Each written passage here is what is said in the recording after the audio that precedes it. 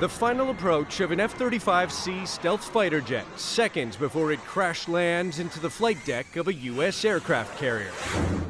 Images circulated on social media, confirmed by the U.S. Navy, show the plane moments later in the ocean, canopy open after its pilot escaped. The cause of the crash, which injured the pilot and 6 sailors, still under investigation. The Navy now has the difficult task of recovering the wreckage of a $100 million jet from the bottom of the ocean, to make sure, defense experts say, that its classified technology doesn't fall into the wrong hands. The Chinese have a long history of being able to borrow something from overseas and reverse engineer it.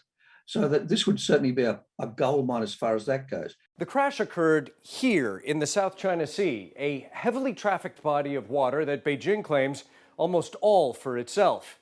And this is where 2 American aircraft carriers are currently operating, accompanied by more than 100 warplanes and at least 10 other warships, an unmistakable demonstration of U.S. naval power to both allies and rivals in Asia.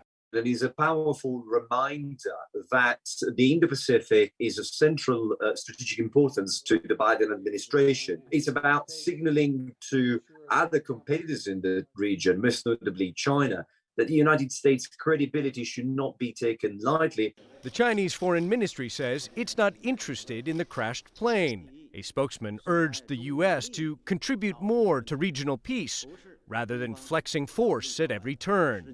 But Chinese state media did some gloating, saying the crash exposed U.S. exhaustion at containing China.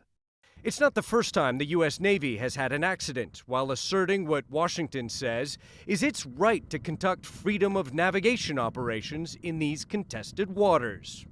Last October, a U.S. Navy attack submarine crashed into an undersea mountain in the South China Sea, prompting the firing of its commanding officers. Meanwhile, the versatile F-35 warplane, developed years behind schedule and way over budget, has had its own setbacks of late.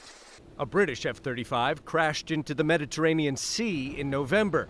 In 2019, a Japanese F-35 crashed into the Pacific Ocean, killing the pilot. The jet impacted at such high speed that salvage teams never recovered most of the aircraft. Flying from aircraft carriers is a high-risk business, and occasionally problems will happen. While it's unfortunate, it is to be expected when you start flying hundreds of sorties.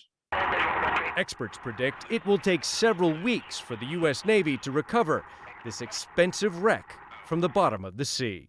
Ivan Watson, CNN,